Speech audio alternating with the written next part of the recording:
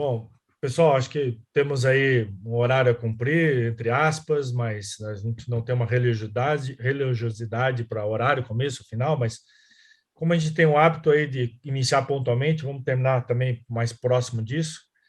Então, eu vou dar abertura a essa atividade científica. Essa é mais uma das atividades que a gente chama, dentro da Sociedade Brasileira do Trauma Ortopédico, que é em relação às lideranças antigas, essa parte de interatividade com ex-presidentes, que possam trazer as suas experiências, que tragam aqui as seus ensinamentos que trouxeram para nós aí ao longo dessa vida ativa na profissão e que abriram os nossos caminhos aí. Hoje, nossa geração está desfrutando do que os nossos líderes abriram de atividade, abriram no nosso caminho aí. Então, esse chamado módulo de reflexões, o programa de reflexões, é essa a quarta apresentação no ano, e a gente gostaria de iniciar com uma atividade também referente ao que eu aprendi e o que eu posso ensinar no trauma. Exatamente o que a gente pode trazer hoje de ensinamento para essa nova geração, baseado no que houve de aprendizado nos nossos líderes, dos nossos formadores, da nossa especialidade ao longo desses anos.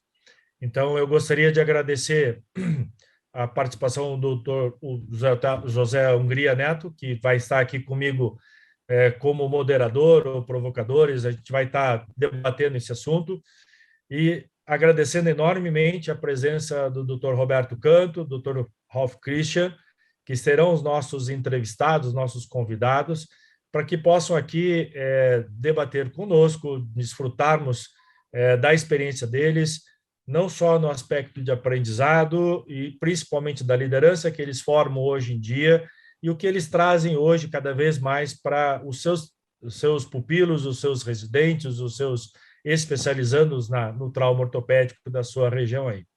Então, pessoal, muito obrigado por estarem aqui nesse modo Reflexões. É extremamente prazeroso para nós, da atual diretoria, poder contar com a presença de vocês, de tê-los aqui envolvidos na nossa atividade aí. Então, isso é extremamente importante para nós aí. Bom, a ideia é a gente trocar um papo tranquilo aqui, e essa é a ideia desse debate. Eu vou deixar aberto para que o Gustavo, o Pedro, o nosso mestre, professor Vincenzo, que acabou de acessar aí a sala também, é nosso atual presidente, até o final do ano aí, tá, na atualidade, também posso fazer perguntas, e a gente pode, assim, aí tentar trazer algum comentário, trazer alguma coisa que possa engrandecer a atividade, tá bem? Eu começo buscando também exatamente o que o tema está colocando, exatamente, né? O que eu aprendi do trauma? O que vocês conseguem passar para nós aí? O que vocês tiveram de aprendizado no trauma aí? E o que esse aprendizado trouxe de mudança para vocês no dia de hoje? O que isso está trazendo de experiência profissional, de engrandecimento aí na vida de vocês? Eu começaria com o Ralph aí. Ralph, o que você me diz aí desse aprendizado? O que a gente pode tirar dessa tua experiência? Bom, eu acho que assim, o trauma me ensinou muitas coisas, né? Ensinou coisas técnicas, ensinou princípios, mas mais do que isso, ela me ensinou algumas coisas que me influenciaram minha vida e que eu uso até hoje. Uma das coisas é respeito. Então, por exemplo, respeitar o colega, mesmo que o colega seja um residente, que talvez você, a princípio, pode julgar que ele não saiba muito, que ainda não tem muita experiência, mas quantas vezes, numa discussão de caso, algum dos colegas mais novos dá um palpite, me aponta alguma coisa que eu não tinha visto e que é importante para o segmento da coisa, e você ter a humildade de aceitar esse toque, essa observação que ele fez, e aí sempre eu tento elogiá-los, porque Isso mostra que ele está atento, que ele está cooperativo, que existe um espírito de equipe e englobando ele na atividade, chamando ele para dentro da atividade e dando a ele, inclusive, responsabilidade, eu acho importante. Então, isso é uma das coisas que eu aprendi no decorrer de discussões de trauma, discussões médicas, muito mais do que em outras atividades da minha vida profissional e não profissional. Outras coisas é que, assim, desde a residência, onde eu era residente do Zé Hungria Neto, acho que nós já aprendemos ortopedia umas 4 vezes, né? E, na verdade, a gente vai circulando sobre o mesmo assunto, mas sempre em patamares diferentes, né? Quer dizer, o que a gente fazia na residência há 40 anos atrás, muitas coisas hoje não se faz mais, mas são bases para as coisas que a gente usa e os princípios que a gente aplica hoje. Amanhã mesmo na Santa Casa nós vamos ter uma aula de tração esquelética, cutânea, etc. Os nossos residentes não têm a menor ideia porque não vêm mais para fazer. Ninguém mais faz, não tem nem mais estribo na Santa Casa, né? Mas mesmo assim é um princípio, uma ideia que precisa ser conhecida, porque em cima disso a gente vai fazer outras coisas e vai, como eu disse, circulando sobre o assunto, mas sempre em patamares diferentes e geralmente em patamares mais superiores, né? Essas são algumas das coisas que o trauma me ensinou, né? Tem várias outras que a gente pode conversar no decorrer dessa hora. Excelente. Professor Canto, e para o senhor, o que lhe parece desse aprendizado? Olha, uma das coisas que eu aprendi, assim, me serviu muito na vida, é que para você, vamos dizer assim, exercer bem a traumatologia e a ortopedia, você precisa de disciplina. Isso eu aprendi com o meu antigo mestre, o professor Marcondes de Souza, de Ribeirão Preto. Ele era um disciplinador, no sentido da palavra, e ele transmitiu para a gente, que me serviu durante muitos anos, e o trauma é um bom laboratório para isso.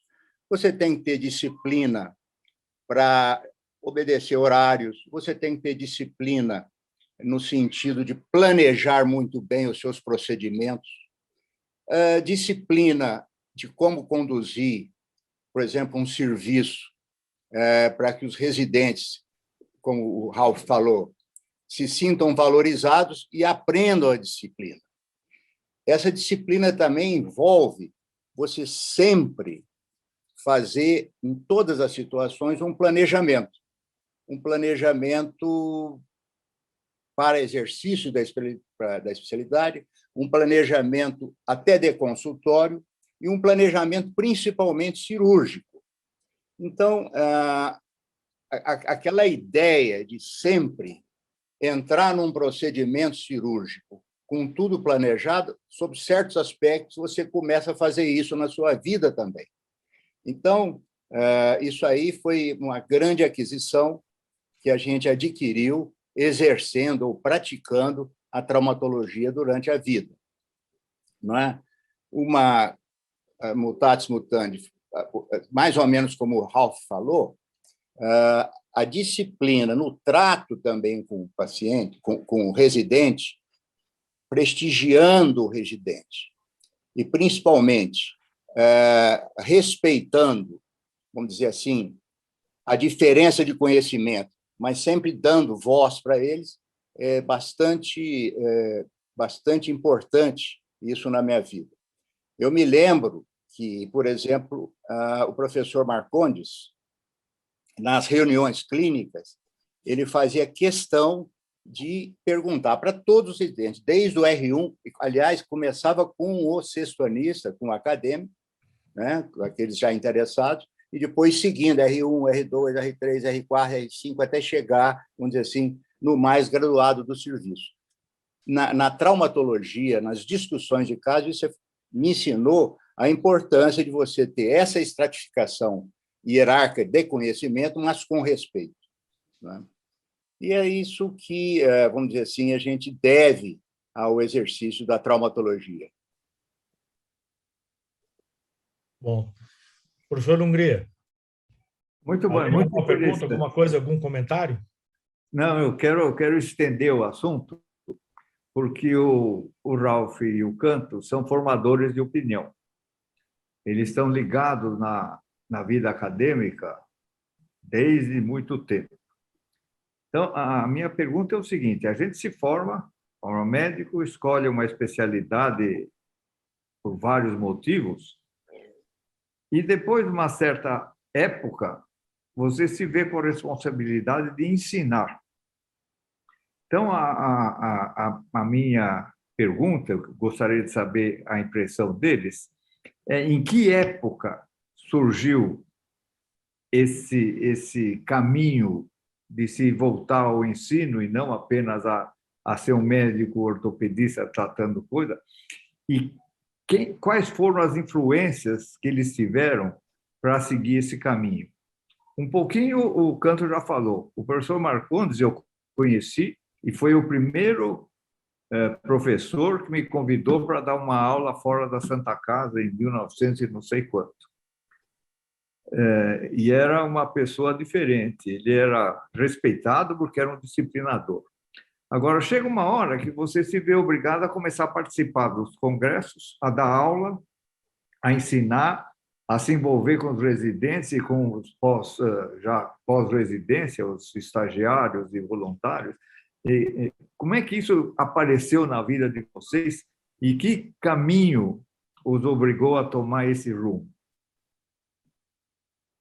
Bom, acho que foi começando gradativamente, né? À medida que você está dentro de um serviço e galga posições um pouco mais destacadas, acaba tendo, vamos dizer, você sendo indicado para fazer alguma determinada atividade de instrução, de ensino, e depois, provavelmente, os congressos, os cursos, etc. Quem me ajudou muito aqui foi a AO, porque a AO tem um planejamento de treinamento de pessoas que ensinam, não é? E todo esse envolvimento que eu tenho ainda com a AO, me proporcionaram aulas e cursos para a gente aprimorar a técnica de ensino. E isso continua acontecendo na minha vida, né? Eu acho que eu estou longe de ser um bom professor ou um professor completo. Essa semana mesmo, nós tivemos a oportunidade de fazer um curso lá na Universidade de Harvard sobre ensino médico. As dificuldades, as características dos atuais jovens médicos e residentes, né, que são diferentes da gente. Nós, a maioria, quer dizer, eu, o Zé e o Canto, nós somos baby boomers. Nós nascemos para trabalhar, né? Então, a gente vive para trabalhar. Esse foi sempre o nosso... aprendemos dos nossos pais, que são geralmente gerações pós-guerra ou até gerações da guerra, e tinham uma visão do trabalho e da obrigatoriedade ou da responsabilidade muito grande, e que preenchia praticamente a vida inteira deles. Já hoje, o jovem é completamente diferente. Ele sabe bem distinguir o que é para ele e o que é dedicação para o estudo, para a profissão, etc. E a gente precisa se acostumar com isso. E eu estou, até hoje, aprendendo e tentando aprender a lidar com essas maneiras diferentes de filosofia de vida para tentar entregar a educação para ele que foi diferente na nossa. Eu imagino que o Zé Neto e o Roberto também tenham tido educações muito mais rígidas. Não nos era faculdade de perguntar para o pai por que isso ou por que não aquilo. Era assim e pronto. E a gente teve que aprender muito rapidamente as nossas responsabilidades. Você tem responsabilidade de estudar, você tem responsabilidade de ir bem nas provas, você tem responsabilidade disso. Assim. Isso foi por muito tempo assim. Acho que hoje a gente também, vendo outras gerações com outras maneiras de de encarar a vida e encarar o estudo e o aprendizado e a profissão, a gente também tem algumas coisas para aprender deles, né? Então, a gente tem que ser um pouco cuidadoso e não tentar impor o que foi imposto a nós. E não estou falando que foi ruim, porque, na verdade, o resultado, nós somos todos cidadãos corretos e bem-sucedidos e fazemos as coisas certas, ou tentamos, pelo menos, né? Mas isso não quer dizer que eles também não possam ter esse sucesso só porque não são iguais a nós, né? Então, a O, nesse aspecto de ensino e a modernidade do ensino e também o uso de ferramentas específicas, e o computador na minha vida até hoje ainda é uma coisa que, que eu tenho minhas dificuldades, né? Volta e meia eu preciso dos universitários, mas é o que a gente tem hoje, é assim, e não vai mudar. E não adianta a gente achar que ser rígido e pensar muito para trás e como era bom nos anos 60, 70, não vai resolver isso. Nós temos que aprender a ensinar o que está aí hoje e pensar como nós vamos ensinar no futuro, porque vem mais modificação ainda. As pessoas vão mudando. Então, Sou eu agora, né? sim. Agradeço muito a pergunta do professor Hungria. Achei ela extremamente pertinente e boa. Fazendo uma retrospectiva histórica, eu estava mais ou menos acho que no 4º ano de medicina, lá em Ribeirão Preto, e havia uma visita do professor, eu não lembro, acho que era o professor Schahart, e eu me lembro, dentro da sua pergunta, eu me lembro da reunião clínica ser conduzida em inglês, e o professor Marcondes falando um inglês bastante satisfatório, bastante bom. O Gottfried Keberle, acho que estava já presente, também falando em inglês. O doutor Cabilo Xavier falando em inglês, eu falei, puxa, é possível falar outra língua? Né? Porque antigamente era muito raro. Na minha cidade de Franca, por exemplo, tinha um professor de inglês, que era o professor Nicanor, era uma das pessoas de Franca que falava inglês. Eu falei, puxa, é possível falar inglês? Foi a primeira coisa que me deu um choque. Eu falei, puxa, é possível falar outra língua, né? Aí, passar algum tempo, eu li já no final do 4º para o 5º ano, eu li um artigo, acho que do professor Maurício Rocha Silva, lá da farmacologia, dizendo que era muito importante para o aluno, e uma forma de se manter atualizado seria se ligar à vida universitária, de alguma forma, como professor de uma faculdade. Eu achei aquilo muito interessante, era um artigo lapidar muito interessante, que uma forma de você, vamos dizer assim, viver bem a profissão, se ligar à vida universitária. Quando eu estava lá para o final do 5º ano, já interessado em ortopedia, o professor Marconi estava no corredor, e eu já com intenção de fazer ortopedia, já dentro da pergunta aí do doutor Hungria, eu falei, professor Marcondes, eu quero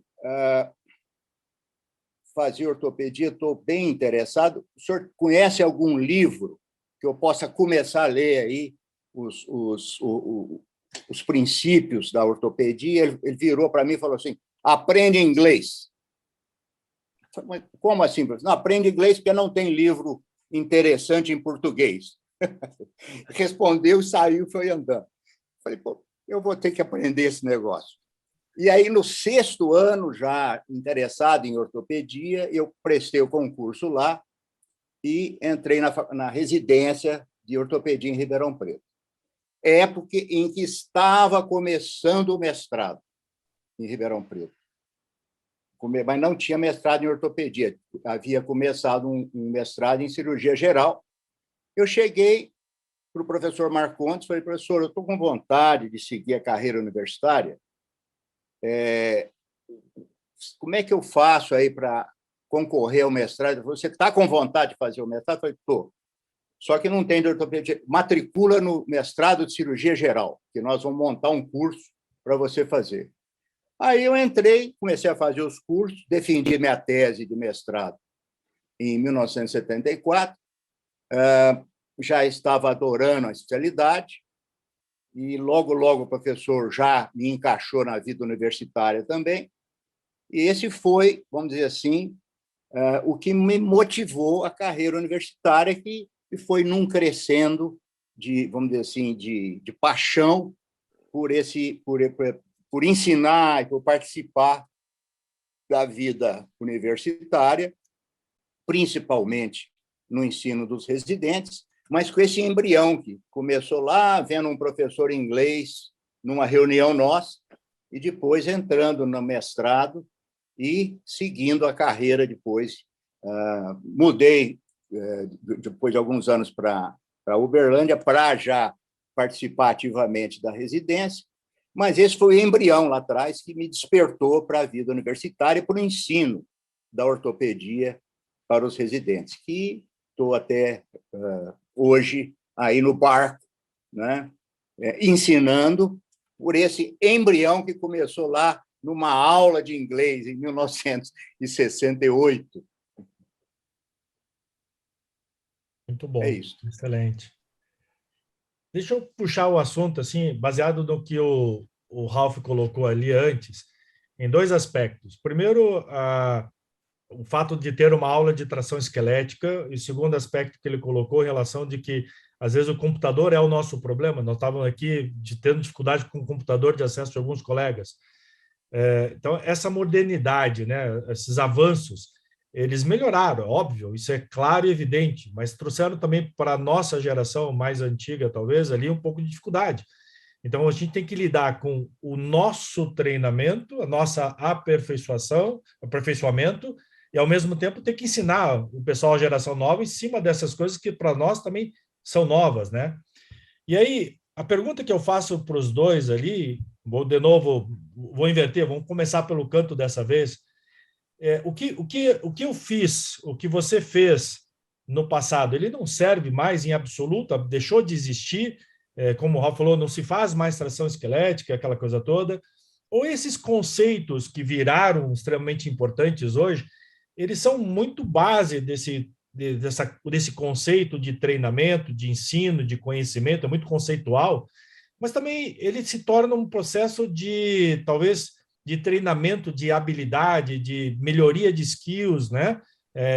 Do próprio aluno. Isso também traz para vocês alguma dessa lembrança? Vocês tentam lembrar esse tipo de atividade como uma habilidade maior para o paciente, para o especializando ter ou não? Como é que vocês lidam com isso? Olha, eu também achei muito boa a sua pergunta, Luiz, pelo seguinte, voltando assim um pouco mais no passado, uma coisa que me preocupa hoje, além disso que você falou, é que eu, por exemplo, estou convencido de que o aprendizado de medicina e de ortopedia em geral e em ortopedia em particular, principalmente a nossa especialidade, que exige muita habilidade manual, é um ensino que tem que ser tutorial. Você tem que pegar na mão do indivíduo, ele tem que te ver operar, certo? Então, essas modernas tecnologias, o computador, a interação, como nós estamos tendo aqui, por exemplo, por vídeo, etc., elas são fundamentais. E isso aí eu acho que veio para ficar.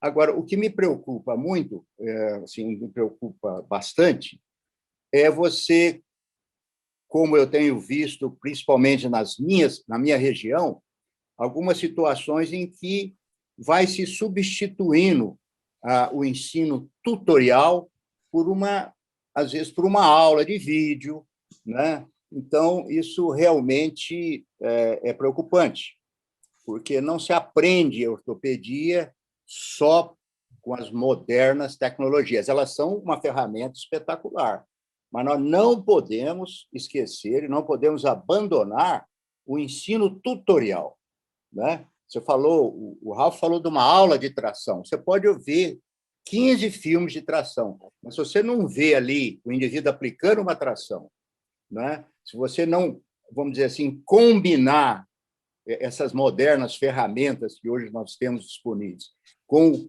a presença, com a visão ali do que deve ser feito, eu acho que o ensino fica prejudicado. Mas eu concordo, quer dizer, nós hoje temos que dominar, pelo menos tentar entender, tentar dominar essas modernas ferramentas aí que a internet propiciou, mas sempre procurando não esquecer que o ensino verdadeiro é tutorial. E eu tenho visto aqui na minha região a coisa, às vezes, não ir por esse caminho. Ralph. Eu concordo com o Canto. Realmente, o ensino precisa ter tutores, líderes de ensino, gente que entrega para o outro. Eu acho que essas ferramentas modernas que a gente tem à disposição e que, dependendo da nossa geração, a gente tem algumas dificuldades para usar, são excelentes, mas nem sempre são bem aplicadas, né?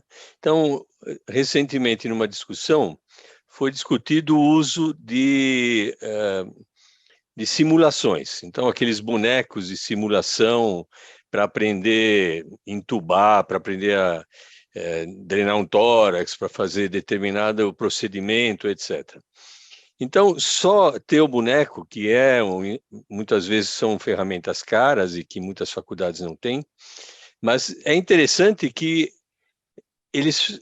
o ideal seria fazer o treinamento repetido até que o indivíduo tutoriar com um tutor junto com o exercício e preenchendo uma quantidade mínima de requisitos que fazem parte do programa de simulação, ele chegue lá numa situação em que ele consiga fazer a simulação completa, sem erros importantes. Aí sim, vamos dizer, ele aprendeu, ele como a gente sempre fala lá na O, né? Então, primeiro ele viu, depois ele pensou a respeito, depois ele mentalizou e, por fim, ele executou. E nessas execuções, ele repetiu até que a execução tivesse uma qualidade suficiente para, vamos dizer, a gente poder considerar que ele aprendeu esta técnica, este exercício, né? Então, são ferramentas que são muito interessantes, no entanto, nem sempre são bem usadas, né? Então, não é só, vai lá e faz igual, você tem que ter parâmetros para dizer se ele fez a simulação correta ou não, né? Não é só fazer. A gente vê muito em cursos que a gente até participa, né, do aluno fazer algum exercício prático em cadáver ou então em osso plástico, etc.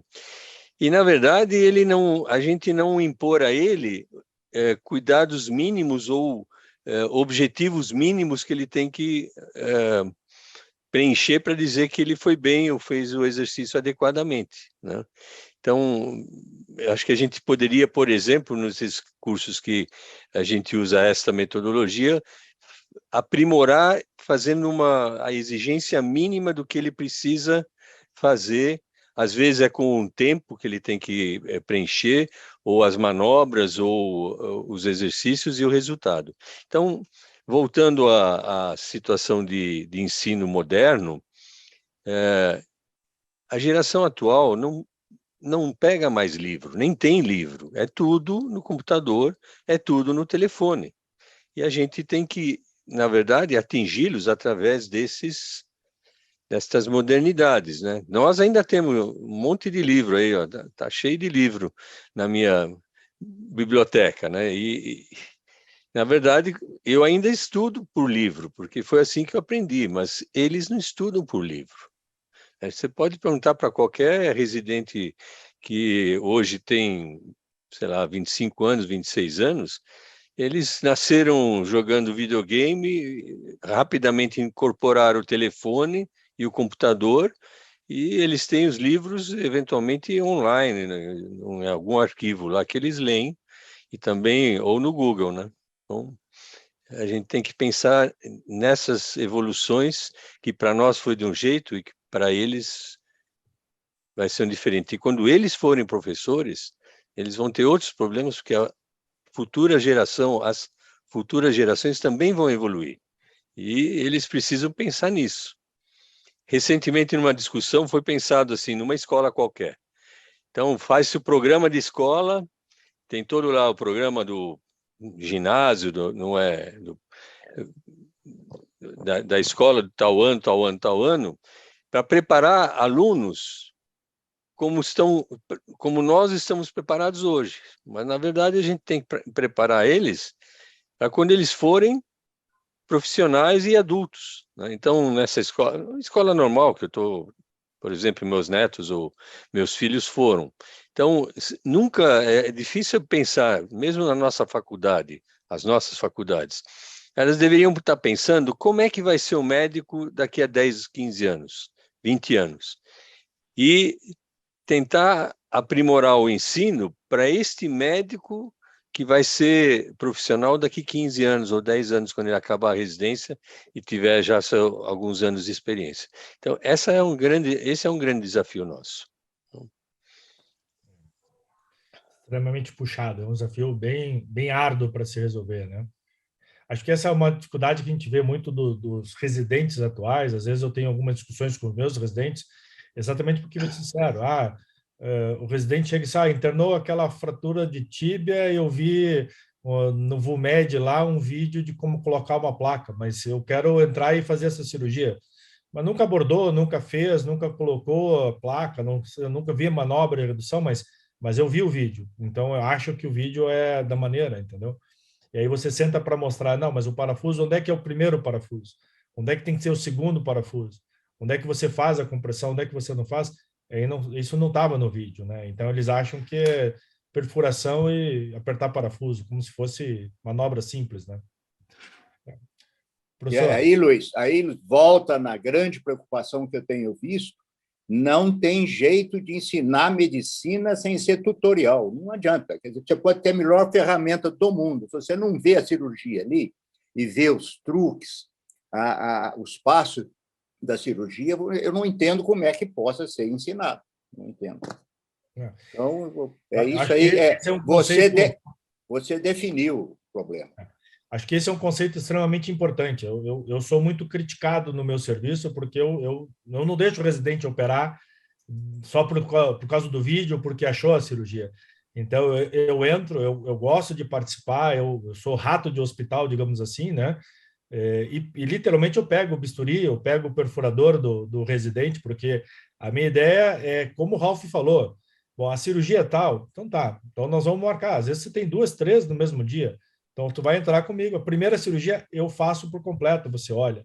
A segunda eu deixo montado a bordo, faço a redução e você coloca os parafusos. Na terceira você reduz, mas eu ainda abordo, exponho, coloco a situação.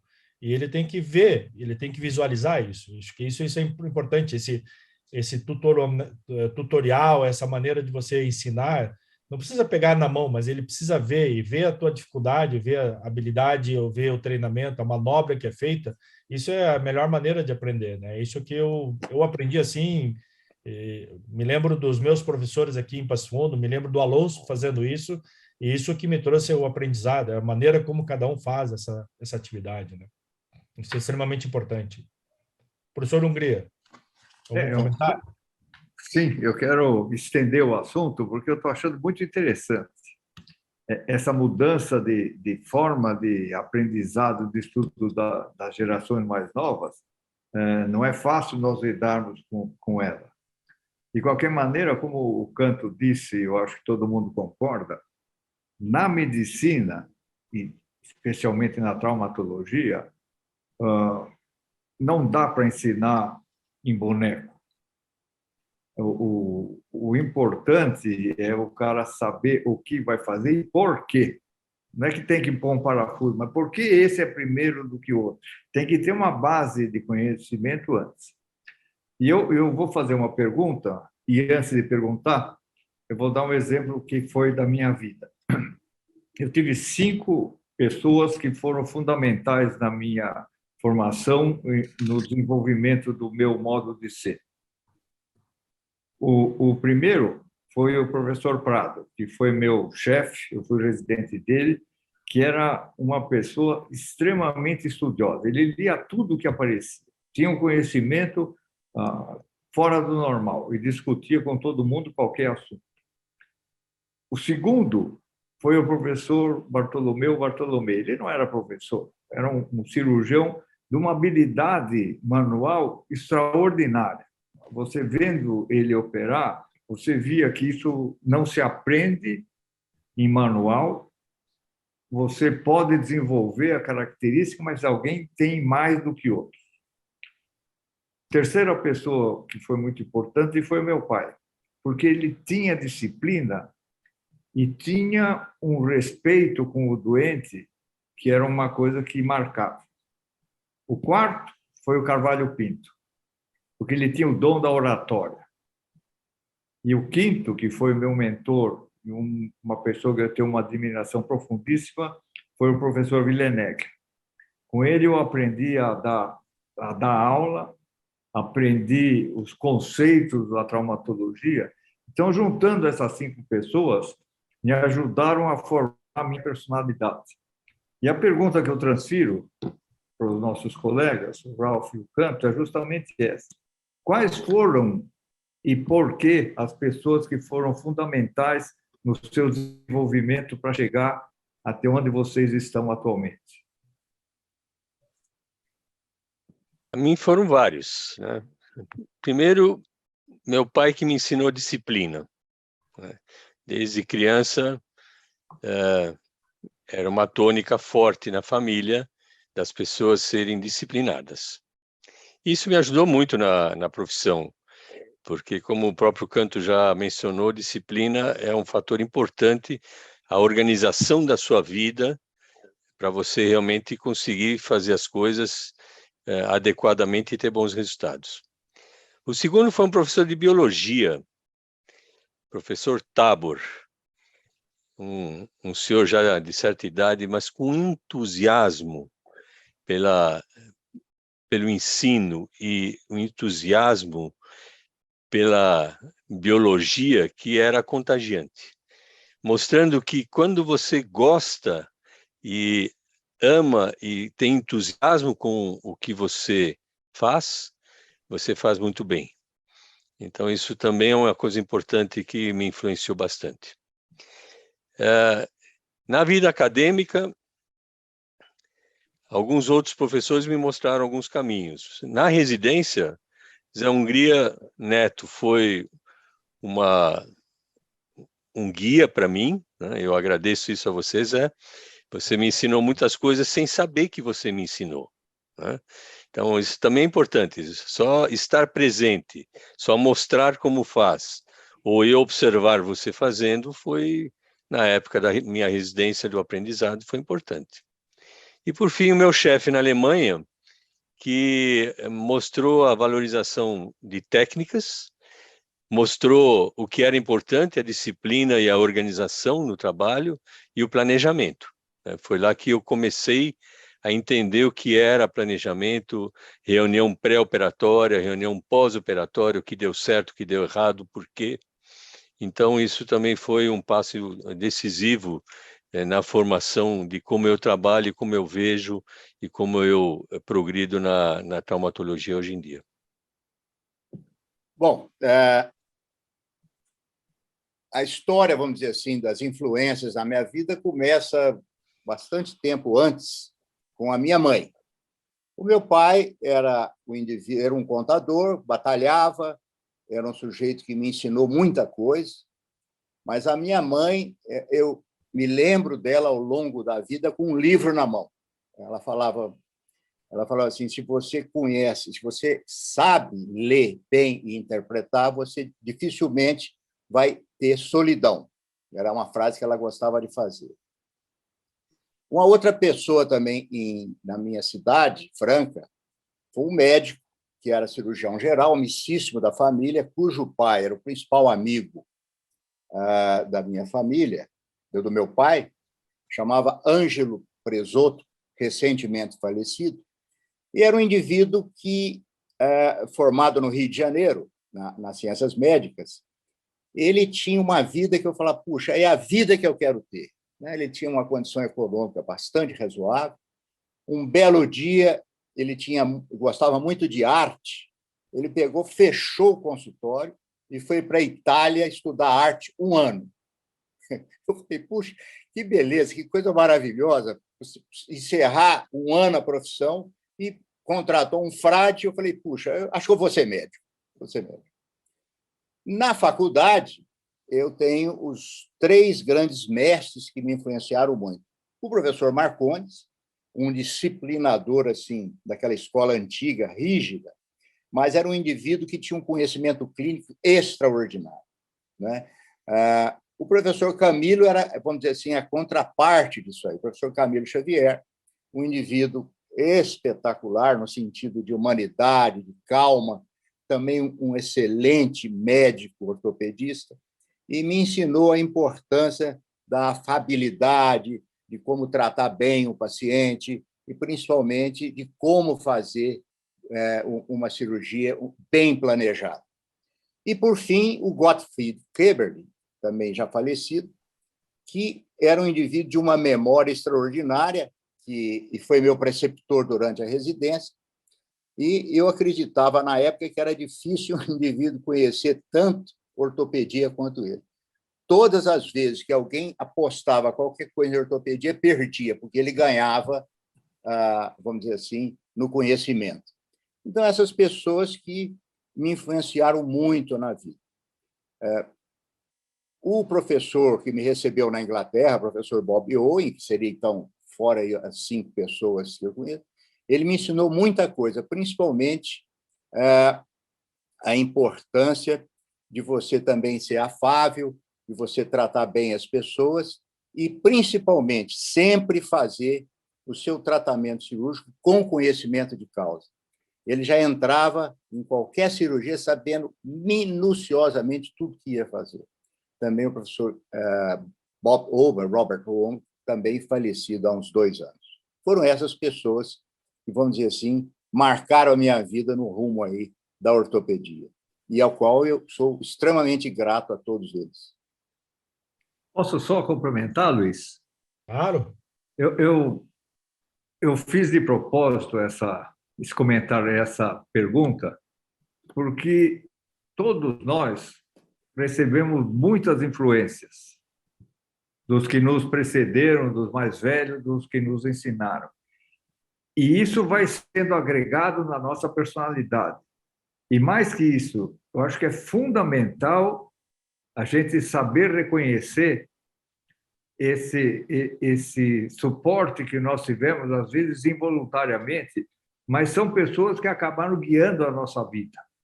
Então, para você se tornar um médico melhor, um bom professor, você normalmente se espelha nos que nos antecederam. Isso é que é a ideia que eu tinha quando eu fiz a pergunta.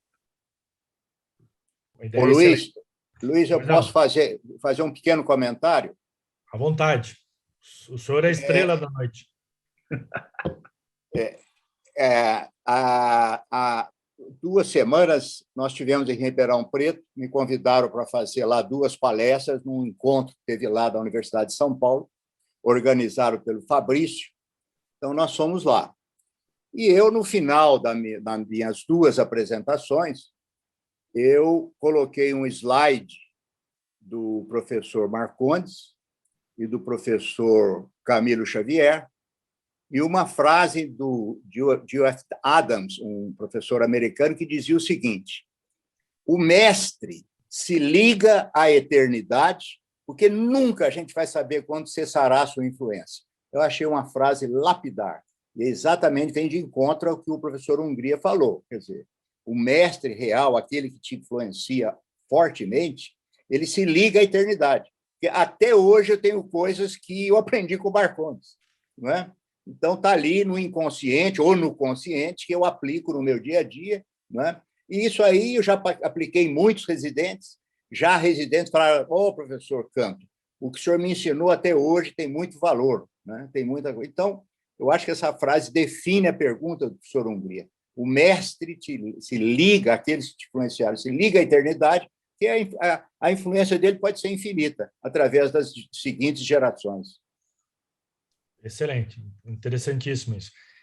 Aproveitando esse gancho da pergunta do professor Hungria, a gente deve reconhecer e deve valorizar muito do que nós aprendemos, das nossas inspirações, dos nossos próprios mentores, dos que nos ensinaram bastante. Mas qual é o papel nosso hoje, né?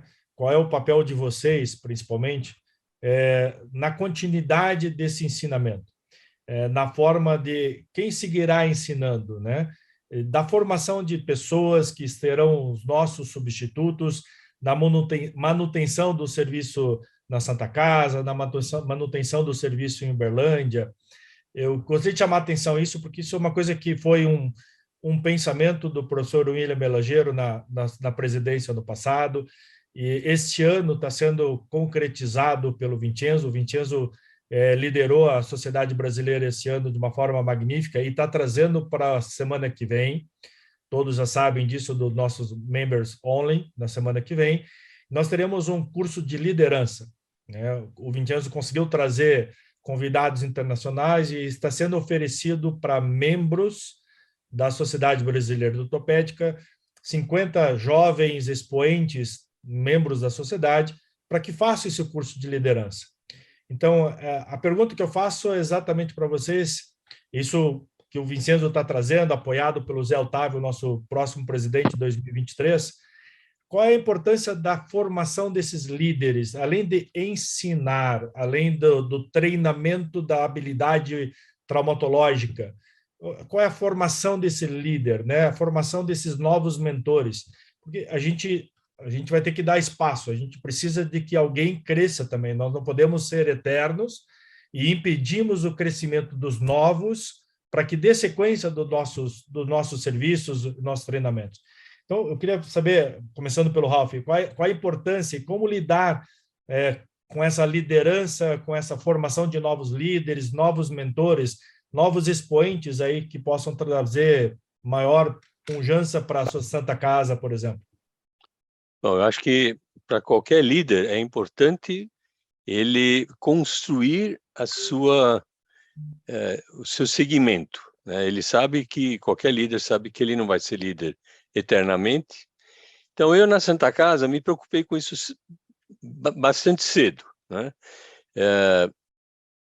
E observei as pessoas que estavam no nosso grupo, na nossa equipe, assim por dizer, e reconheci algumas pessoas que teriam a capacidade de serem líderes e que mostravam ter a vontade de ser líder, né? Então, tem muitas pessoas que não querem assumir essas responsabilidades ou esse trabalho, seja o que for, e reconheci alguns nos quais eu, vamos dizer assim, entre aspas, investi, proporcionando a eles possibilidade de um crescimento dentro do grupo e proporcionando a eles possibilidade de terem aprendizados diferentes ou distintos e complementares fora do grupo, né? No caso, inclusive, encaminhando eles e apresentando eles, por exemplo, no AO Trauma, né? Então, eu tenho ali já pelo menos 3 a 4 pessoas que poderão me substituir no futuro, sem que eu tenha preocupação de que o grupo de trauma, etc., fique acéfalo ou mal conduzido. Tenho certeza. E outra coisa que a gente tem que pensar é que, assim, o próximo líder não precisa ser igual a você, né? Ele tem características de liderança que são dele e que não são as suas, né? E que, eventualmente, se você reconhecer algum aspecto que não é tão bom como ele, você pode lapidar isso, né? Você pode ensinar ele a ser um líder até melhor que você, né? Sim. Não queria te interromper, é que são líderes chamados É o líder do cargo em si, o que vai gerenciar todo o serviço. O líder, que é aquele cara que vai investigar, vai pesquisar, vai desenvolver uma técnica para o serviço. E aquele líder que simplesmente é o agregador, aquele que mantém o serviço unido, que mantém a estrutura, né? O líder, ele não se impõe. O líder é reconhecido pelos pares de que ele é uma pessoa que é capaz de liderá-los, né? Isso eu aprendi no esporte, né? A primeira coisa muito importante que eu aprendi no esporte era o espírito de equipe. E no equipe você tem alguma hierarquia, você tem líderes, né? E essa liderança ela não pode ser imposta. Agora eu sou o chefe, eu vou mandar, eu vou fazer, você vai fazer isso, etc. Não é bem assim. Você tem que usar as aptidões e as características dos outros para agregar ao coletivo, né? E o coletivo vai reconhecer nessas pessoas, ou nessa pessoa, como sendo a pessoa que poderá liderá-los, né? Esse é o autêntico líder, né? É aquele que você reconhece, fala, pô, esse cara é legal, esse cara sabe fazer as coisas, esse cara me respeita, com ele a gente vai progredir muito, né? É mais ou menos que nem a gente escolher um político, nós estamos diante dessa escolha difícil, né? E saber quem é que vai ser o melhor líder da nação para trazer o melhor resultado, né? Então, esse é um papel que a gente tem que fazer. A gente tem que reconhecer as pessoas, investir nelas e deixar elas desenvolverem a sua liderança. Liderança essa que tem que ser reconhecida e pela equipe, né? Não adianta ser imposta. Maravilha. Professor Canto. Bom, muito do que eu poderia dizer foi muito bem exposto pelo Ralph. Eu tenho procurado, pelo menos procurei ao longo da minha vida, criar as lideranças possíveis dentro do serviço. Infelizmente, eu não sei se isso é, vamos dizer assim, uma característica de outras instituições. As instituições federais estão criando assim uma desmotivação muito grande nas pessoas, né? Começando com a base salarial, é coisa assim quase inacreditável você colocar, por exemplo, um indivíduo que estuda 30 anos, né, com um nível salarial muito aquém do que deveria ser, até para uma questão de sobrevivência. Esse é um primeiro fator. O fator seguinte é a escassez de nomeações, né?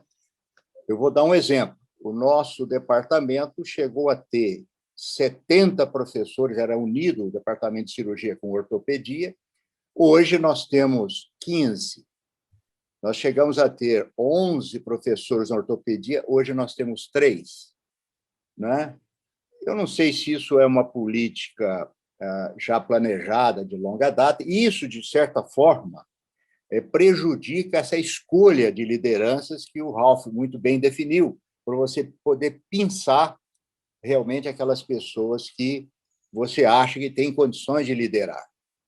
Mas, dentro do que a gente, vamos dizer assim, tem no momento, a gente está conseguindo indicar aqui e acolá, com essas dificuldades, aqueles indivíduos que poderão gerir.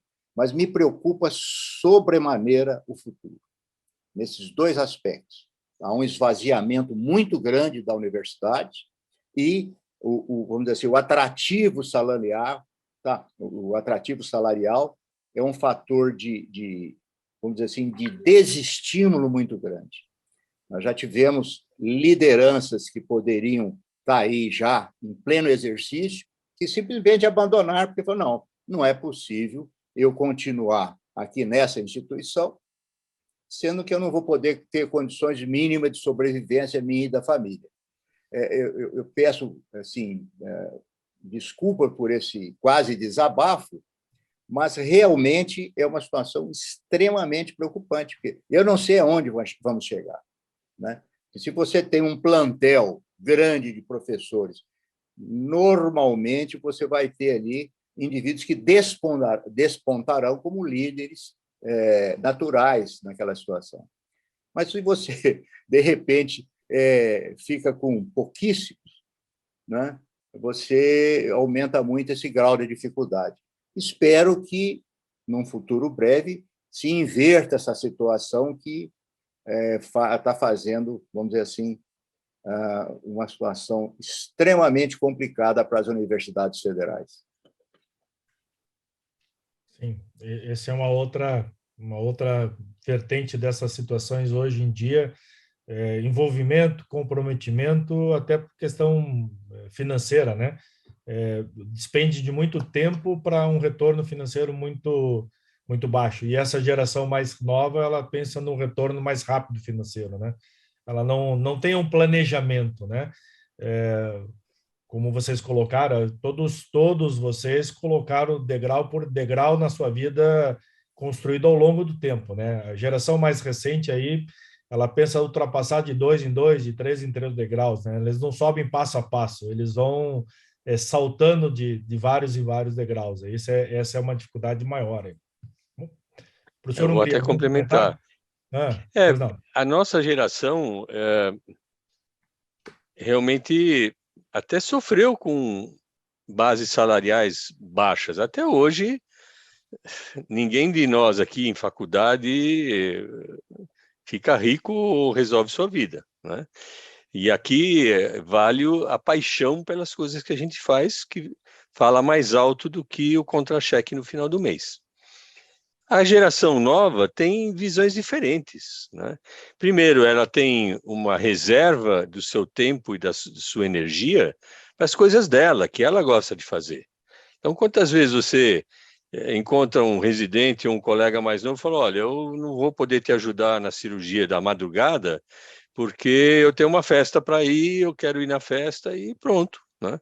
Então, e eu também tenho minhas necessidades financeiras e eu não vou, por mais que eu goste de dar aula ou desse ambiente, eu não vou poder, é o que o Canto fala, você acaba perdendo potenciais líderes por um problema e não dá para criticar que eles estejam errados, né? Nós que amargamos por muitos e muitos tempos e trabalhamos de graça para aprender, e a gente tinha outra visão. Ninguém de nós aqui está chorando as pitangas porque fez uma residência sem bolsa, trabalhou até tarde da noite, várias noites, deu plantão, etc. Ninguém está reclamando isso. A gente fazia porque a gente queria aprender. Eles têm outra visão e a gente tem que respeitar, né? Isso não quer dizer que eles não vão ter sucesso. Fazendo um paralelo com a nossa AO, muitas vezes ao longo da vida as pessoas perguntavam, mas o que você está fazendo na universidade? Você vai ganhar muito mais dinheiro fora? Eu falava assim, olha, a universidade me dá, primeiro, uma convivência acadêmica que melhora muito o meu conhecimento, né? As reuniões clínicas, as discussões de casos, os congressos que, de certa forma, uma instituição, às vezes, abre caminho para você. Então, e outra coisa, você, às vezes, tem um treinamento cirúrgico dentro de uma universidade que dificilmente, por salvo exceções, você vai conseguir fora da universidade.Esse é um fator, né? Então, a AO permite isso. Muitas vezes fala, puxa, mas essa dedicação toda à AO se justifica? Lógico, você está sempre aprendendo, te acalma perante um trauma violento que você tem que enfrentar, você está ali senhor e dono da situação, por quê? Você ganhou muito conhecimento pertencendo à AO, né? Então, mais ou menos semelhante ao que justifica a sua permanência na universidade, principalmente tendo, às vezes, um salário não compensador. Pegando o gancho também aí sobre os residentes e sobre a nova geração, a palavra da moda hoje é qualidade de vida. E eu concordo com o Ralph, eu não posso dizer que o indivíduo esteja errado. É uma forma diferente de pensar a vida. Tivemos um exemplo dentro dos amigos da família agora, o indivíduo largou um plantão disputadíssimo, recém-formado, porque atrapalharia o programa semanal dele, que era para ir para um lago aqui, esquiar e andar de barco, etc.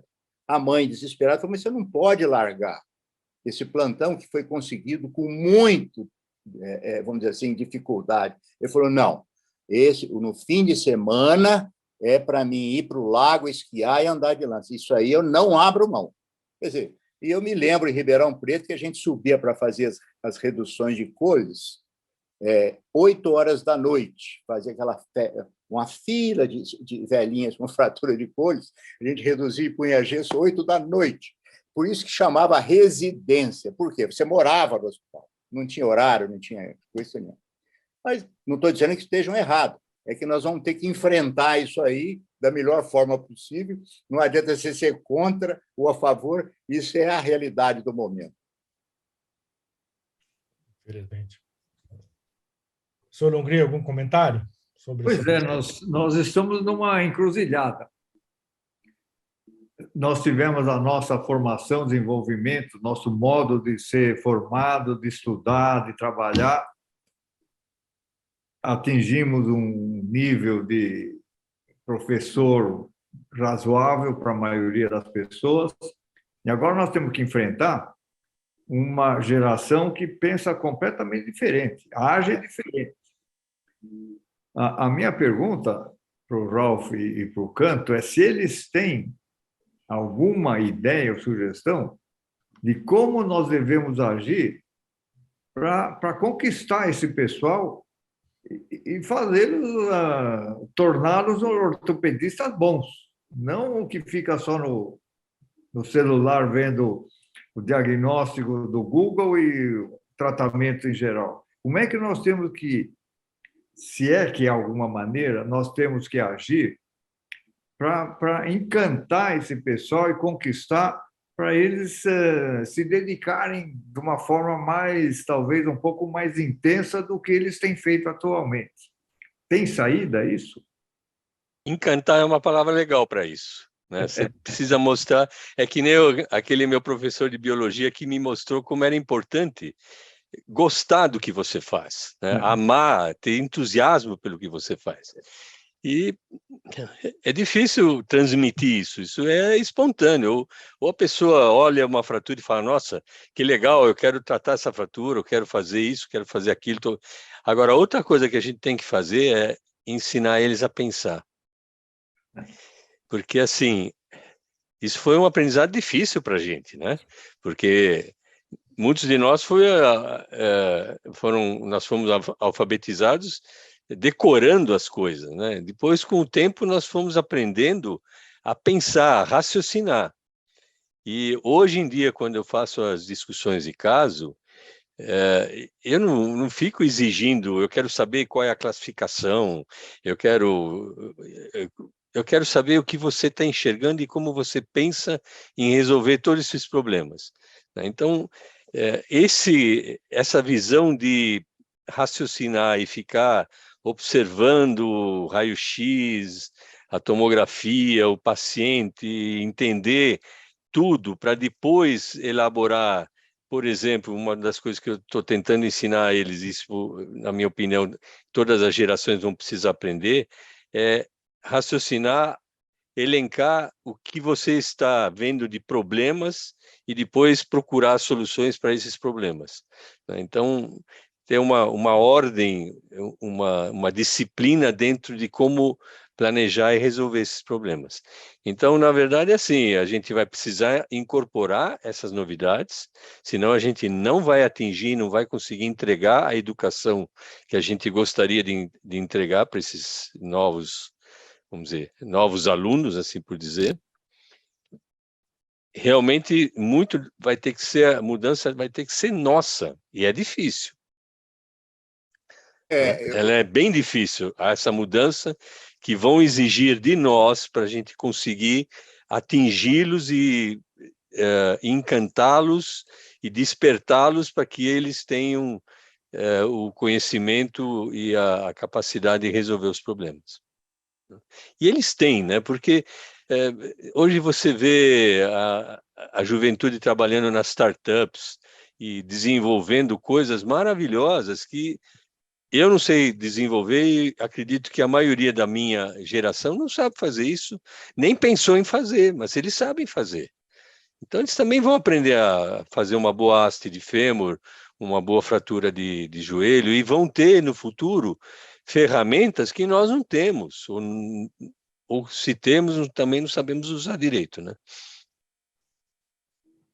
Bom, eu, assim, concordo com o professor Hungria sobre certos aspectos, porque para nós vai ser uma tarefa bastante árdua chamá-los para o exercício de uma profissão da forma como a gente acha que vai servir melhor aos pacientes, né?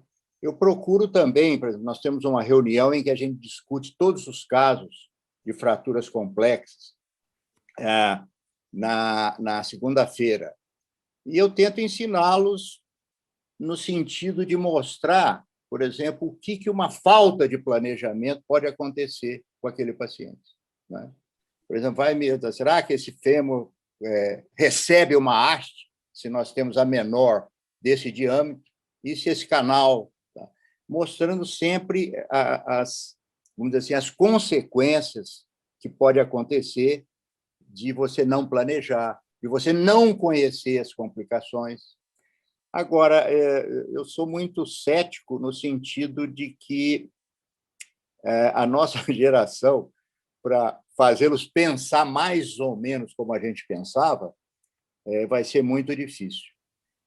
Eu tenho uma certa preocupação com, daqui a alguns anos, que tipo de médico talvez vá sair das universidades. Veja bem, eu não sou catastrofista, não, mas me causa muita preocupação, porque, como eu disse, nós, quando decidimos aprender, era uma dedicação assim visceral aqui. Pelo menos a minha geração, a geração do professor, era uma dedicação visceral, né? E hoje o indivíduo, por exemplo, no nosso serviço, a maioria dos residentes abandonaram porque era muito puxado, muito puxado. Uma faculdade federal aqui perto acabou com um R1. Um R1. Não, eu não quero mexer com esse negócio, não. É muito trabalhoso, né? Então, realmente é preocupante. Se vocês souberem de uma fórmula para mudar isso aí, por favor, me enviem, porque eu estou extremamente preocupado e bastante cético. E eu não sou negativista, não. Eu sou um indivíduo positivista, eu sou otimista, mas, no momento, extrema preocupação. Conversando recentemente com esse professor aqui de uma federal do lado aqui, ele não sobrou ninguém no serviço. A hora que eles viram o grau de empenho que teria que ter, né? Prescrever não sei para quantos pacientes, então, os caras falaram, não, vou mudar de especialidade, vou sair. É muito difícil, muito complicado. Forte. Deixa eu aproveitar dentro desse gancho aqui que o professor colocou, e do que o Ralf falou em termos do encantamento, né, para treinar. Eu tenho no meu serviço aqui há mais de 10 anos, eu tenho toda segunda-feira à noite o que eu chamo de uma reunião clínica com os meus residentes, com todos os residentes.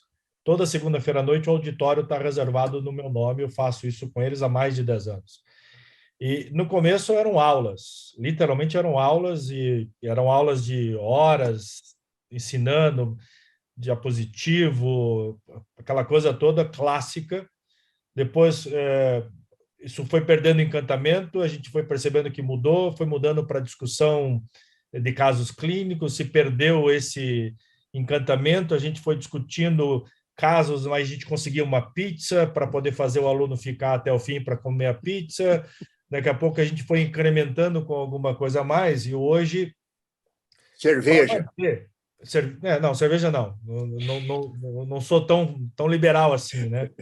O que a gente faz hoje, talvez o Pedro Labonici tenha uma certa experiência com o futuro, talvez a impressão 3D, o Pedro tem uma experiência boa, eu tenho levado o modelo ósseo, a gente tem pego um raio-x, um caso, não temos cortado o osso na prática, tentando mimetizar a similaridade daquela fratura, para que eles possam manusear, como é que faz, estou levando caixas, pinças, e a discussão do caso hoje ela é com uma caixa de pinças de redução, com a caixa de implante, o auditório no 5º andar, o centro cirúrgico no 6º andar, é segunda-feira à noite, subo, pego uma caixa, trago e a gente faz. É o que está encantando ali. Mas, dentro desse encantamento, a gente percebe que o que vem das escolas, elas são realmente, principalmente os R1, tem uma base muito fraca, né? Tem uma base muito baixa. E aí eu vou aproveitar uma pergunta que o Vincenzo fez aqui no chat, e repassar para vocês.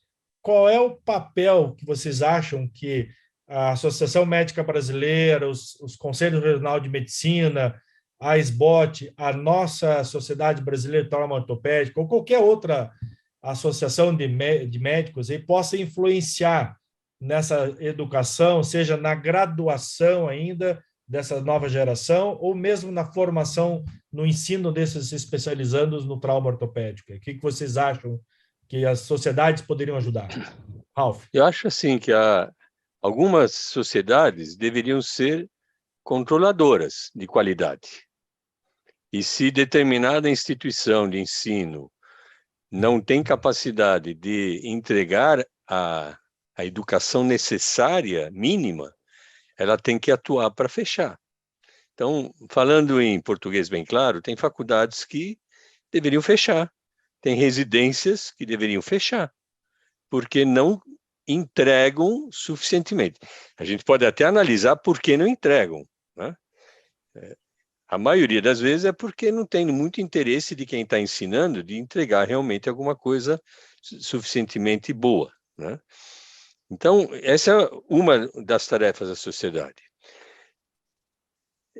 Mesmo uma boa faculdade, o aluno não entra numa residência ou não sai da faculdade apto a ser um bom médico, né? A gente sabe que o bom médico é aquele que, pela prática e pela continuidade dos estudos, ele vai se aperfeiçoando.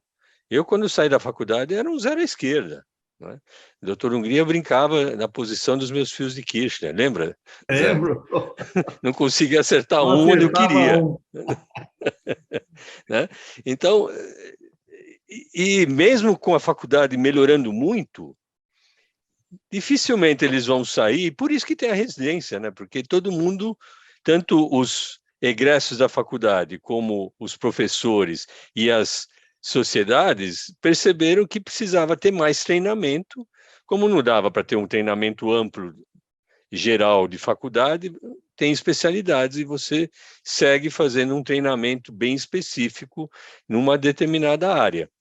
Quantos anos isso precisa também é discutível. Eu acho que uma residência de ortopedia poderia ter mais anos, né? Agora, qualquer ensino precisa ter, como o Roberto Canto falou, tutorial e precisa ter feedback.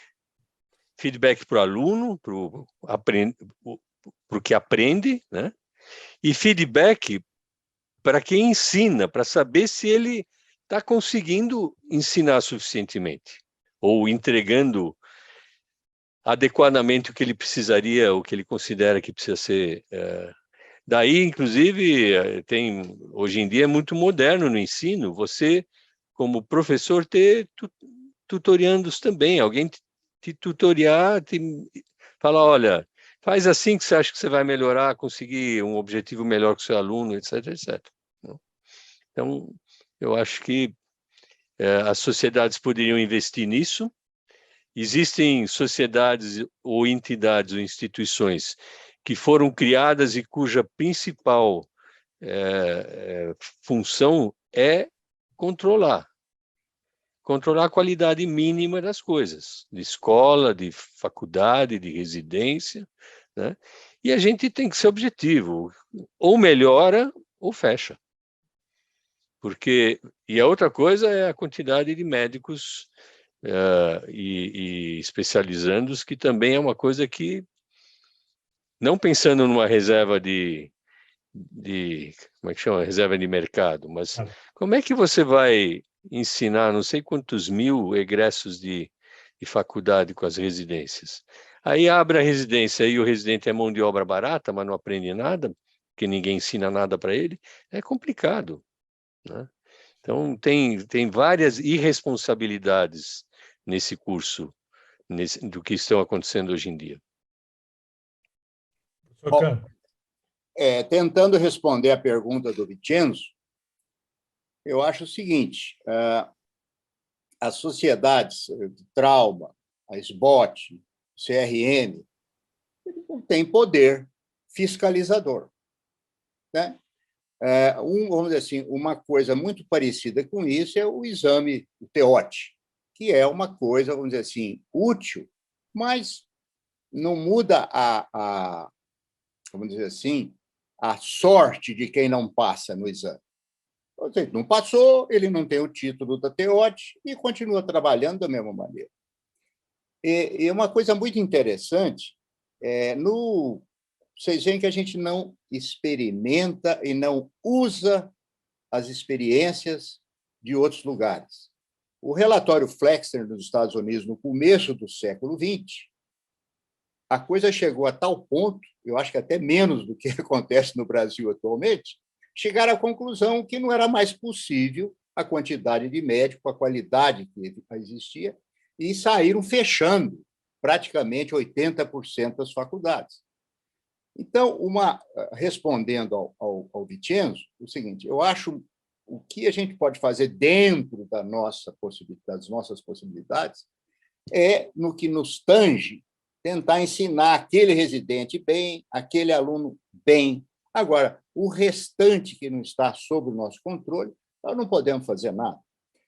Uma coisa muito bacana, espetacular, que poderia ser feito, era o governo federal fazer um exame de ordem, de tal forma que, por exemplo, eu não vou falar o nome do estado e nem aonde aconteceu, mas particularmente posso dizer, 55% dos formandos que prestaram o exame não fizeram o diagnóstico de apendicite. Então, se o governo federal estabelecesse um exame de ordem nacional, fala, olha, o indivíduo, para ser médico, ele tem que passar nesse exame aqui, fazer um diagnóstico dos principais problemas dermatológicos, os principais problemas cirúrgicos, diagnóstico para ele receber o título de médico, como existe na OAB, né? Agora, Vicenzo, eu não sei como as sociedades que não têm nenhum poder sobre o que virou o ensino médico no Brasil atual possa fazer alguma coisa a não ser naquilo que a gente tem, vamos dizer assim, mando ou tem autoridade, formar um bom ortopedista no nosso serviço, né? Agora, em relação à situação do país, eu acho pouco provável que a gente possa fazer alguma coisa, né? Abrindo faculdade de medicina em tudo quanto é lugar do país, sem o mínimo critério, eu acho que nós vamos ter pouca saída para consertar essa situação. Eu gostaria de puxar um gancho nessa situação e colocar o seguinte argumento. Eu não sei se todos aqui tiveram ciência, mas agora, no dia 14 de outubro, se não me engano, dia 14, teve uma plenária no Supremo Tribunal Federal sobre a abertura ou não de novas escolas de medicina, novas faculdades de medicina. A Sociedade Brasileira do Trauma Ortopédico, a Sociedade Brasileira de Ortopedia e Traumatologia, a SBOT, na figura do seu presidente, o Jorge Santos Silva, no qual eu sou parte dessa diretoria, capitaneado pela Associação Médica Brasileira, fez todas as outras sociedades de especialidades um manifesto para essa plenária. E a SBOT mandou uma documentação com direito de argumentação, e nós fomos representados pelo Dr. Sobania, de Curitiba, nesse evento, para que houvesse exatamente uma paralisação dessa liberdade porque o que a plenária queria do Supremo Tribunal Federal era a manutenção ou não abertura de novas faculdades. Hoje existem no Brasil, se vocês não sabem, 355 faculdades de medicina. 35 mil, deixa eu olhar aqui certinho para não dar o número dessa. 35.832 vagas para o primeiro ano de medicina anualmente. Anualmente, são 35 mil vagas de medicina. E o que o Jorge fez num relatório muito interessante, assinado pela diretoria, pelo Jorge, exatamente a falta de um controle de qualidade, a falta de uma vistoria dessas faculdades e exatamente a regionalidade. Você tem números de médicos que é absurdo, está regionalizado. Mas falta médico no Pará, falta médico no Mato Grosso, falta médico no Nordeste, mas o número que está regionalizado em grandes centros é muito focado em muito centros, é muito alto. A plenária do Supremo Tribunal, não digo que proibiu a formação de novas faculdades, mas adotar o método de postergar a abertura, a permissão de abertura, a partir do momento que seja criado no método de controle exatamente disso, dessas faculdades, se estão formando pessoas de forma adequada. Bom, baseado nesse manifesto, aproveitando uma outra pergunta ao Vincenzo, o que podemos correr de risco? Como nós corremos hoje na ortopedia? Vocês falaram da prova do TEOT. Então, o aluno vai lá, fez a residência, vai lá, faz a prova do TEOT, ele não é aprovado. Mas na residência que ele fez, que é concomitante com o MEC, ele tem um certificado igual. Ele sai trabalhando com o certificado do MEC. Isso pode ser um perigo para que a gente possa ter duas sociedades paralelas, uma outorgada pela SBOT, consequentemente pela MB, quem dá o título é a MB, não é a SBOT, e a outra outorgada pelo MEC, né? Que é o que tem lá o seu manifesto de diploma e certificação. Nós corremos um risco grande disso, vocês não acham? Mas o que a gente tem que exigir é que o MEC seja controlador igual a SBOT é sobre a residência. Com uma prova, por exemplo, faça uma prova final do MEC para ortopedia, ou então terceiriza para a SBOT a avaliação de quem pode ser ou não especialista, por exemplo. Então, volta ao que eu falei no início. Quer dizer, não existe saída se a gente não tiver um controle de qualidade. Controle. Tem que ter um controle de qualidade. Se você tem controle de qualidade para comida, controle de qualidade de tudo, né? Bebida, tudo tem controle de qualidade. O indivíduo que vai lidar com a saúde do outro não tem que ter controle de qualidade? Isso é uma afronta, isso é risível o negócio, né?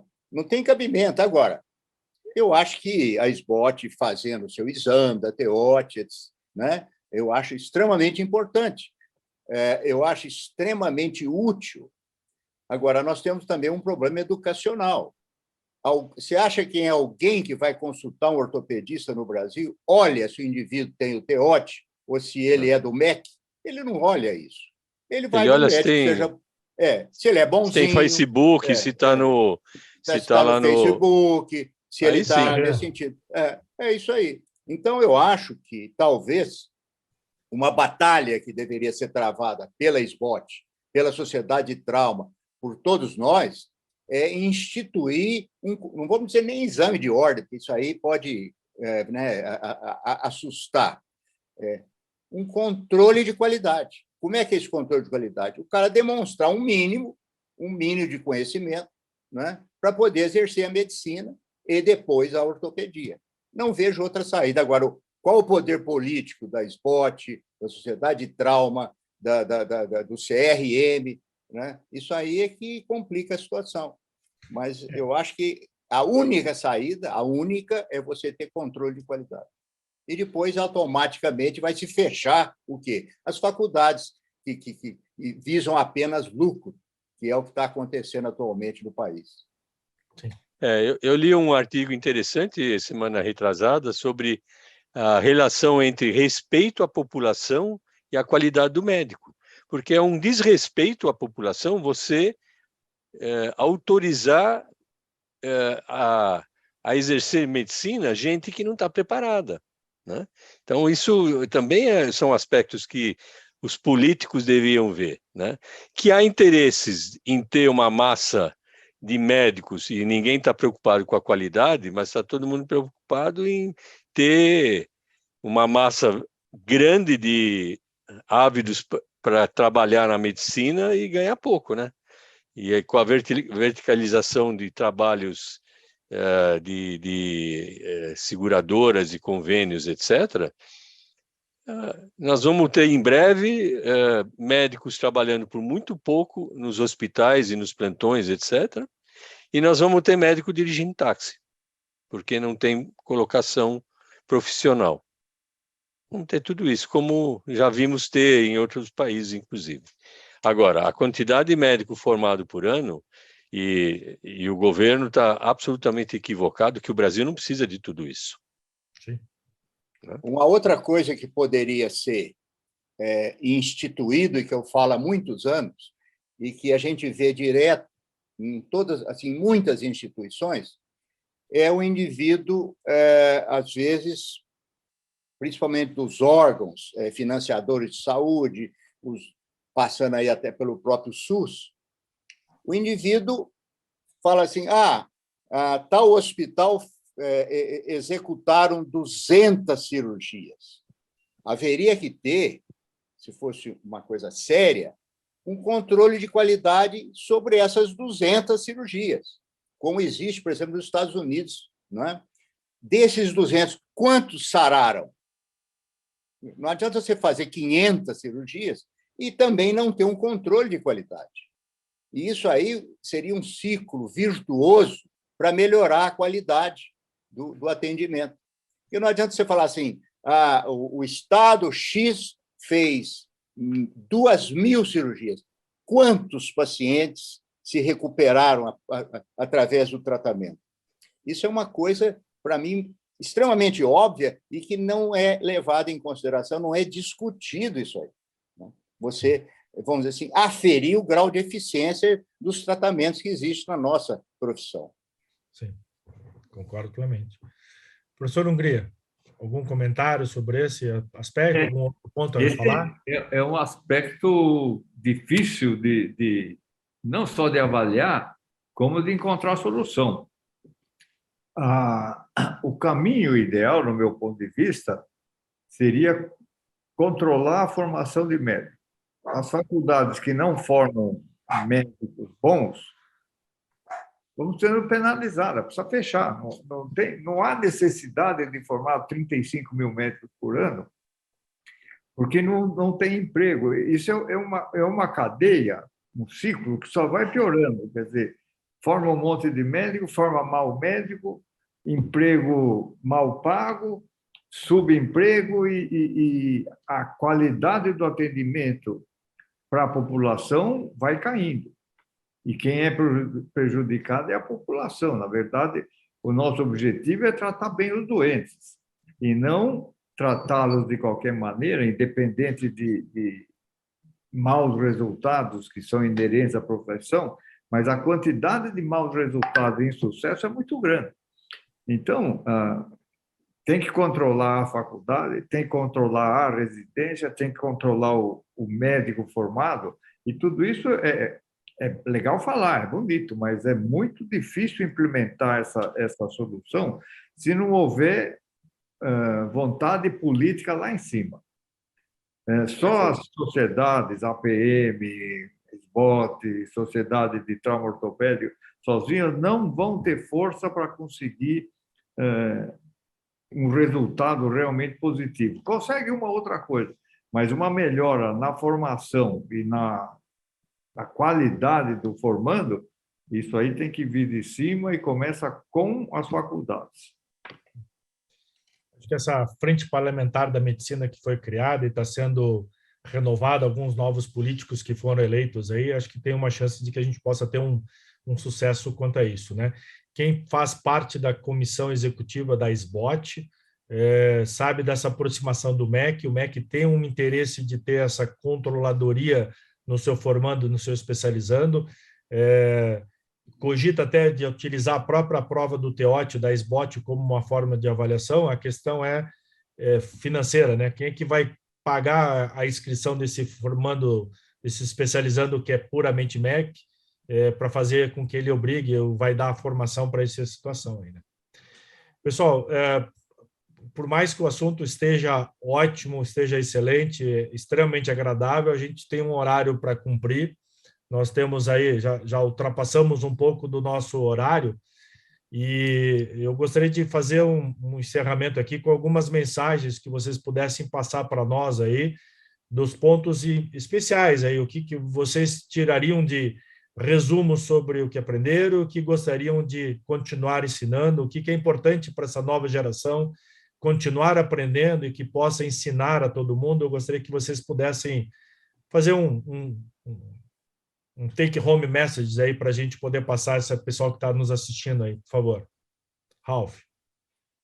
Eu acho assim que eu gostaria que o meu médico do futuro tivesse disciplina, que tivesse paixão pelo que faz, porque ele vai fazer melhor do que sem paixão, que seja aplicado, resiliente, porque ele vai precisar ter resistência sobre os percalços que a profissão também apresenta, e bom senso, que eu acho que é um ingrediente importante na nossa profissão. Ingredientes espetaculares, muito bom. Excelente, Ralph, muito obrigado. Professor Canto. Eu poderia dizer o seguinte, a máxima de Kant, que diz o seguinte: não faça ao outro o que você não gostaria que fizesse com você, não faça a família do outro o que você não gostaria que fizesse a sua família, não faça ao outro uma cirurgia que você não gostaria que fosse feita em você. Ou seja, qual o recado? Se você se preparar para fornecer um bom atendimento, um bom tratamento médico, uma boa cirurgia, né? Você vai seguir a máxima de Kant, ou seja, sempre pensar, puxa, e se eu estiver no lugar daquele paciente? Será que eu gostaria de receber aquele tipo de tratamento? E isso envolve treinamento, envolve isso tudo que foi falado, vontade, né? Disciplina, planejamento, para você poder realmente receber o melhor tipo de tratamento. Bom, muito obrigado, professor Canto. Eu não posso me permitir não fazer, eu preciso colocar o professor Hungria no espeto, ele não foi convidado para tal, mas eu preciso que o senhor também nos ponha aí um take-home message, porque o senhor nada mais é do que a inspiração de todos nós que estamos aqui somos seguidores do seu pensamento, somos aprendizes dos seus ensinamentos. Muito que nós vimos por aqui na sociedade, na O, foram os nossos anseios de seguir os seus passos. Então, por favor, professor Hungria, eu sei que o senhor não está convidado para isso, mas nos dê a sua mensagem aí do que o senhor aprendeu, o que o senhor acha que pode ensinar ainda para nós aí.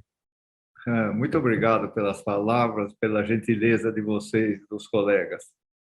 Na verdade, eu acho que tudo que a gente faz tem que fazer com paixão, tem que fazer com prazer, tem que ter gosto do que faz. E não é só fazer, é preciso você estudar, você obter conhecimento, estudando por si, aprendendo com os outros. A gente sempre tem o que aprender dos outros, mais novos, mais velhos, sempre alguma coisa você pode aproveitar no seu conhecimento. E esse conhecimento que vai sendo acumulado ao longo do tempo, ele não é para ficar guardado. Ele tem que ser passado adiante, você tem que deixar os outros aprenderem e progredirem e, sempre que possível, saberem e serem melhores do que a gente. Se a gente não forma pessoas que são melhores do que a gente, nós não formamos nada. Então, eu acredito que isso é a essência da nossa profissão. É aprender, é estudar, é trabalhar com seriedade, é ensinar para que os outros venham e sejam melhores do que nós somos. Muito obrigado, professor Hungria. Excelente. Não menos importante ali. Eu acho que felizes os que puderam aqui estar presentes e puderam assistir esse debate, essa conversa, esse bate-papo, essa interatividade. E feliz ainda mais eu, muito mais realizado eu, pela oportunidade de estar aqui, quem dera coordenar, apenas aprender com vocês a experiência do Ralf, a experiência do professor Canto e toda a nobreza do Dr. Hungria aí com a sua formação e o que nos ensinou ao longo desses anos aí novamente. Antes de passar a palavra para os meus presidentes aqui presentes, o presidente Vincenzo e o presidente 2, o Zé Otávio, eu gostaria de agradecer a todos que estiveram presentes, agradecer Ralf, o professor Canto e o professor Hungria por estar aqui presente, chamar a atenção de que semana que vem nós temos uma atividade da Sociedade Brasileira de Trauma Ortopédico, nós temos o Members Only, no sábado que vem, uma atividade voltada especificamente para os membros da sociedade, atividades interativas, casos clínicos, discussão de casos clínicos bastante ativa, casos interessantes, ótimas palestras e a atividade da liderança que acontecerá na sexta-feira ali com novos 50 líderes da ortopedia traumatológica brasileira. Muito obrigado a vocês. Passo a palavra ao Vincenzo, ao nosso presidente, aí, que possa fazer o encerramento aí. Luizão, muito obrigado. Professor Hungria, Ralf, Canto. Eu estava escrevendo aqui uma mensagem que eu vou mandar agora no nosso grupo da diretoria, parabenizando o Luizão, né, e obviamente agradecendo a vocês e parabenizando a vocês, porque foi um bate-papo que quando o Luizão falou que já estava na hora de terminar, aí eu olhei o relógio, realmente, porque foi descontraído, mas ao mesmo tempo foi informal e ao mesmo tempo foi informativo, foi leve e trouxe muitos bons exemplos e boas mensagens, em especial quando vocês falaram da questão da liderança. Eu vejo aqui assim líderes de várias gerações reunidas, e eu tenho um pensamento, Ralf e Canto, quando vocês comentaram da liderança, professor Hungria, eu acho que o líder ele nasce pronto. Uns precisam de um pouco mais de formatação, né, um pouco mais de encaixotamento e tal, para irem pegando um pouco mais ali aquele caminho, mas o líder nasce pronto. Eu vejo aqui, e parabenizo em especial meu amigo Luizão, que ele é um grande líder dessa geração dele, né? E vem mostrando isso ao longo do tempo. E soube conduzir de uma maneira muito brilhante esse bate-papo que trouxe mensagens, eu acho que profundas. E agradecer, porque isso vai estar na nossa página no YouTube, e com certeza eu espero que seja visto por muitas pessoas, e em especial por muitos jovens ortopedistas, para que eles vejam que essa mudança geracional, que sempre aconteceu, né? Com certeza meus pais acharam que eu era meio biruta, como eu acho que as minhas filhas às vezes fazem coisas muito birutas, mas é que as mudanças atuais dessa nova geração, elas são tão rápidas que a gente não consegue se adaptar, né? Você não tem tempo de adaptação, elas são muito rápidas. E eu acho que esse bate-papo foi muito bom em todos os sentidos, e em especial nesse sentido. E espero, como eu falei para vocês, que a gente tenha uma visibilização, né, que eu acho que é a palavra correta, da tecnologia do YouTube, enorme, principalmente dos jovens. Então, muito obrigado, professor Hungria, muito obrigado, Canto, muito obrigado, Ralf, muito obrigado, Luizão. Zé, se você quiser, a palavra é tua para fazer esse encerramento, até porque meu amigo Zé está chegando no momento, eu já estou passando já o bastão para ele. Muito obrigado, boa noite a todos. Obrigado, Vincenzo, obrigado. Boa noite a todos. Eu queria agradecer a oportunidade de assistir essa conversa, muito agradável, muito descontraída. Você vê, ela vai tomando rumos, às vezes inesperados, sempre entretendo, né? Todos vão entretendo, e por algumas vezes a gente acaba, encerra e a discussão continua aqui em casa. Eu queria agradecer meu pai, o Ralf, o Canto e o Luiz pela excelente condução. Lembrá-los de mês que vem tem o curso da SEC no final do mês também, além do curso de liderança e o Members Only semana que vem. Muito obrigado a todos, boa noite. Boa noite, pessoal. Boa semana a todos. Muito Fiquem obrigado. saudáveis. Obrigado a todos, Obrigado. abraço a todos aí. Um bom resto de Ó, semana. o Pedro apareceu sucesso. aí, ó o Pedro. Fala aí, Pedrão. E até falando eu tô, hein? Olha só que progresso que aconteceu, hein? Nesse período. Alô. Parabéns a todos, hein? Foi excelente. Parabéns mesmo. Adorei. Muito obrigado. Boa noite a todos e Boa noite a obrigado. todos. Tchau, tchau. Boa noite. Ótimo.